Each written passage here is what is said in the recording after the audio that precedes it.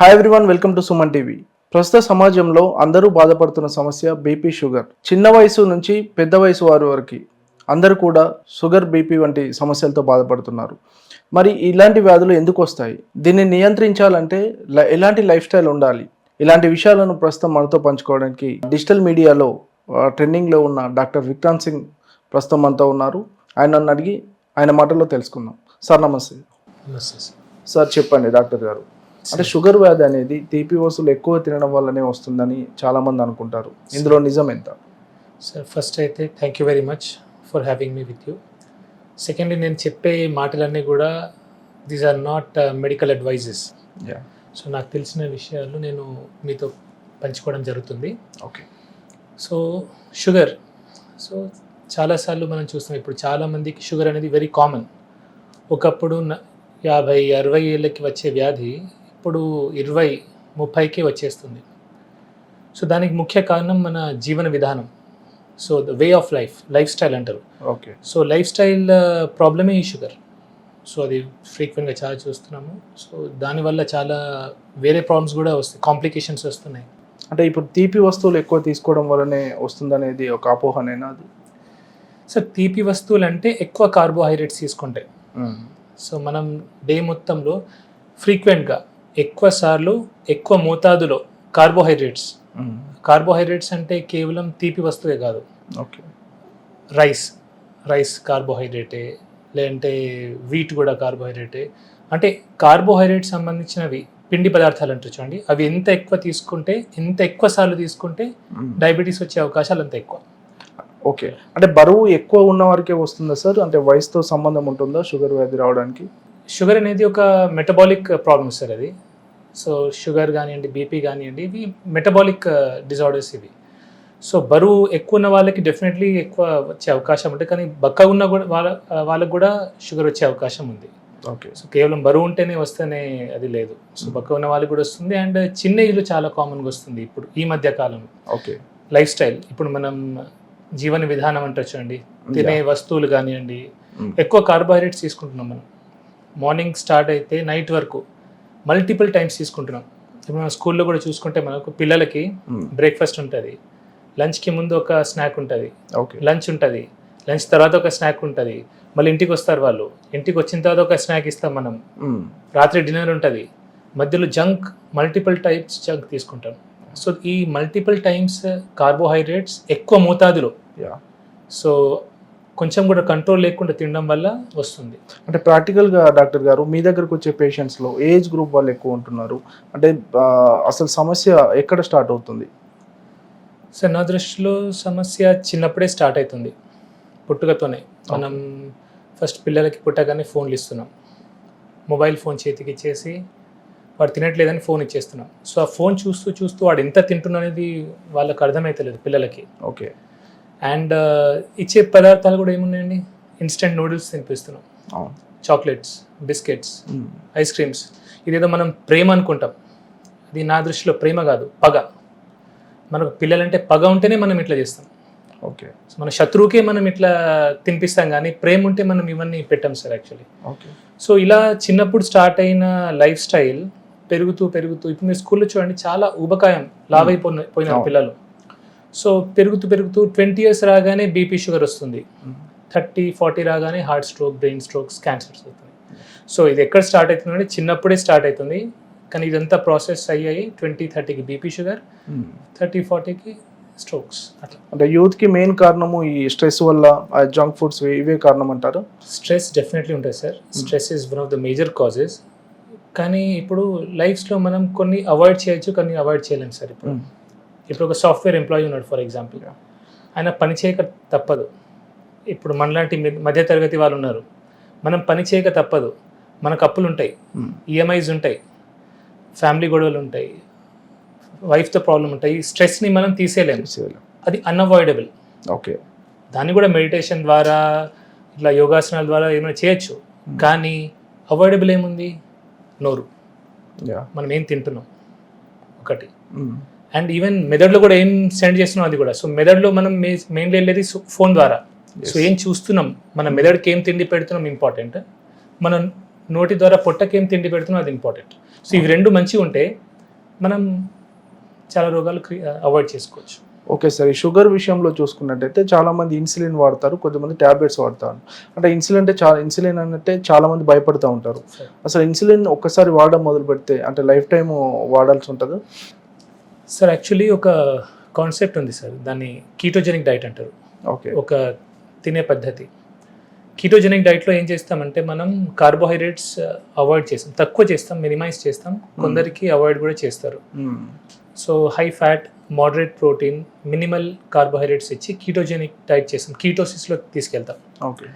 ఎప్పుడైతే మనం కీటోసిస్లోకి తీసుకెళ్తామో insulin resistance అనేది తగ్గుతుంది. ఓకే. సో జనరలీ ఇన్సులిన్ రిపీటెడ్గా ఇన్సులిన్ సిక్రీట్ అవ్వడం వల్లనే ఇన్సులిన్ రెసిస్టెన్స్ వస్తుంది. ఇన్సులిన్ రెసిస్టెన్స్ వల్లనే మనం ఇన్సులిన్ వరకు వెళ్తాం. ఓకే. సో ఇన్సులిన్ రెసిస్టెన్స్ తగ్గించినాం అనుకోండి, మనం ఇన్సులిన్ నుంచి ట్యాబ్లెట్కి వచ్చే అవకాశం ఉంది. కొందరు ఎర్లీ స్టేజెస్లో ట్యాబ్లెట్ బంద్ అయ్యే అవకాశాలు కూడా ఉన్నాయి. సో తగ్గాలంటే ఏం చేయాలి, మనం ఇన్సులిన్ రెసిస్టెన్స్ తగ్గియాలి. ఓకే. సో ఇన్సులిన్ రెసిస్టెన్స్ తగ్గడానికే కీటోజెనిక్ డైట్ అని, మోడిఫైడ్ అట్కిన్స్ డైట్ అని, ఎంసిటీ డైట్స్ అని ఉన్నాయి. These are all well documented. వీటికి కొన్ని సైంటిఫిక్ పేపర్స్ ఉన్నాయి, ర్యాండమైజ్ కంట్రోల్ ట్రయల్స్ కూడా ఉన్నాయి. అంటే ఇన్సులిన్ వాడిన వాళ్ళు మళ్ళీ ట్యాబ్లెట్స్ కూడా మారొచ్చు? యా, అంటే సార్ అది వారి మీద డిపెండ్ అవుతుంది. ఓకే. వాళ్ళ లైఫ్ స్టైల్ మోడిఫై చేస్తే. కేవలం డైట్ ఒకటే అని చెప్పాను, వాళ్ళు డైట్ చేయాలా, ఎక్సర్సైజ్ చేయాలా, ఓకే, స్ట్రెస్ని తగ్గించే ప్రయత్నం చేయాలి, ఓవరాల్ లైఫ్ స్టైల్ని మార్చితే ఆ ఇన్సులిన్ నుంచి ట్యాబ్లెట్ వచ్చిన సందర్భాలు ఉన్నాయి. ఓకే సార్, అంటే ఒకవేళ లైఫ్ స్టైల్ మారిస్తే, వాళ్ళ జీవన విధానం మార్చుకుంటే కనుక అంటే షుగర్ని పూర్తిగా కంట్రోల్ చేయవచ్చా? యా, ఎర్లీ స్టేజెస్లో నేను చూశాను సార్, నా దగ్గర కొందరు పేషెంట్స్ ఉన్నారు, ఎర్లీ స్టేజెస్లో అది రివర్సల్ కూడా అయింది. Yeah. So it is life style problem actually. So social మీడియాలో మనం తరచుగా వింటుంటాం డయాబెటీస్ రివర్సల్ అని, అంటే అది చేయొచ్చు అంటారా సార్? రివర్సల్ అయ్యే ఛాన్స్ పాసిబుల్ ఉంది, కానీ ఒకటే, ఇప్పుడు నేను చెప్పాను కదా అని అందరూ కీటోజెనిక్ డైట్ చేయడం వల్ల స్టార్ట్ చేయకూడదు. Okay. It is to be done under A medical supervision. ఒక డాక్టర్, మీ డాక్టర్ ఎవరైతే ఉంటారో మీ డాక్టర్ యొక్క సూపర్విజన్లోనే మీరు చేసుకోవాలా. ఇప్పుడు నేను కాదు, ఏ సోషల్ మీడియా ఇన్ఫ్లుయెన్సర్ చెప్పింది కదా అని మీరు డైరెక్ట్లీ స్టార్ట్ చేయొద్దు ఇట్లాంటివి, బికాజ్ ప్రాబ్లమ్స్ వచ్చే అవకాశాలు ఉంటాయి. అండ్ డయాబెటీస్లో కూడా టైప్ 1, టైప్ 2 ఉంటుంది. సో టైప్ 2లో వెల్ డాక్యుమెంటెడ్ ఉంది ఇది. సో టైప్ 1 వాళ్ళు కూడా సడన్గా స్టార్ట్ చేయకూడదు.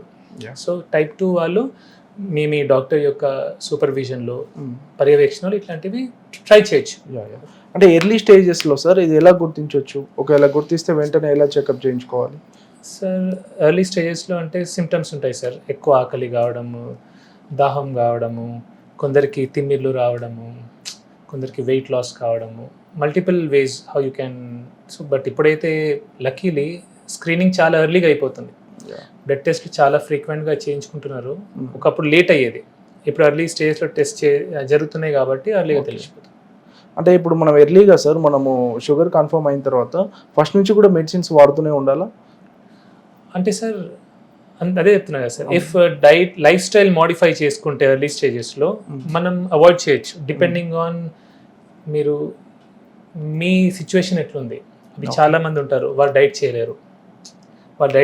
నా దగ్గర 2 రకాలుగా వస్తారు సార్, డైట్ చేయలేము సార్, నేను అసలు నాకు వీలు కాదు, మాకు వండడానికి ఎవరు లేరు, నాకు తినకుండా ఉండలేను, అన్నం తినకుండా ఉండలేము, వారు ఖచ్చితంగా టాబ్లెట్ వేసుకోవాల్సిందే, వేరే మార్గం లేదు. కానీ కొందరు ఏంటంటే సార్ నేను ఏమైనా కానీ సార్ నేను టాబ్లెట్ వేసుకోను, నా లైఫ్ ఎండ్ అయిపోతుంది అంటే కొందరు పేషెంట్స్ ఉంటారు, నా లైఫ్ ఎండ్ అయిపోయిందా సార్, నేను ఇప్పుడే షుగర్ టాబ్లెట్ వేసుకోవాలా అని అంటారు. నేను వాళ్ళకి సజెస్ట్ చేస్తాను. సో నేను ఎప్పుడు కూడా నా దగ్గర వచ్చే పేషెంట్స్కి మార్గాలు చూపిస్తాను సార్. సో దే షుడ్, వాళ్ళకి ఒక ఇన్ఫర్మేషన్ ఇస్తాను. అంటే తక్కువ మందులు రాసి మీరు ఎక్కువ లైఫ్ స్టైల్ చేస్తారని విన్నాము. అది ఎంతవరకు సక్సెస్ అవుతుంది సార్? డెఫినెట్లీ సార్, చాలా వరకు బెనిఫిట్ అవుతుంది. ఎందుకంటే సార్ ఇప్పుడు ఏదైతే రూట్ కాజ్, మూలం అనేది మనకు తెలిస్తే ఓకే, మనం 10 మందులు రాయాల్సిన అవసరం లేదు. అలానే నేను మందులు రాయనని కాదు, మందులు రాస్తాను, ఏవైతే చాలా ముఖ్యం ఉంటాయో అవి రాస్తాను. ఎక్సెస్ పిల్ బర్డన్ ఇయ్యను నేను పేషెంట్ మీద, ఎక్కువ టాబ్లెట్స్ వేసేసి 10 గోళీలు అట్లాంటిది 1, 2, 3 అయితే మేజర్ కాజ్ రూట్కి ఉంటాయో. సపోజ్ షుగర్ పేషెంట్ ఉన్నారు, ఇప్పుడు ఇంతకుముందు చెప్పినట్టుగా షుగర్ పేషెంట్ టాబ్లెట్ డైట్ చేయలేనంటే షుగర్ టాబ్లెట్ ఒకటి ఇస్తాను. అండ్ కొందరు heart patient, brain stroke patients ఉంటారు, వాళ్ళకి ఆస్పిరిన్, యాంటీప్లేటెట్స్ అట్లాంటివి ఇస్తాను. ఓకే. అంటే ఇప్పుడు డయాబెటిక్ పేషెంట్స్ రోజువారీ జీవితంలో 3 ఖచ్చితంగా పాటించాల్సిన సూత్రాలు ఏమున్నాయంటే? 3 ఖచ్చితంగా పాటించాల్సిన సూత్రాలు సార్. ఒకటి exercise. Yeah. First very important thing is exercise. ఖచ్చితంగా ఎక్సర్సైజ్ చేయాలా. ఎక్సర్సైజ్ చేస్తే మనకు ఆక్సిడేటివ్ స్ట్రెస్ తగ్గుతుంది బాడీ మీద yeah. And mitochondrial health improve అవుతుంది. ప్రతి సెల్ లోపల మైటోకాండ్రియా అని ఒకటి ఆర్గనెల్ ఉంటుంది. ఎస్. ఇప్పుడు మనకు జనరేటర్ ఎలాగో ఈ ఆఫీస్కి అలాగా సెల్ లోపల ఒక మైటోకాండ్రియా అని ఆర్గనెల్ ఉంటుంది. దాని హెల్త్ బాగుండాలంటే మనం ఖచ్చితంగా ఎక్సర్సైజ్ చేయాలి.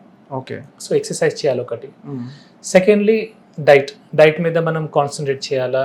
ఎక్కువ కార్బోహైడ్రేట్స్ తీసుకోకుండా మినిమల్ పెట్టుకోవాలా.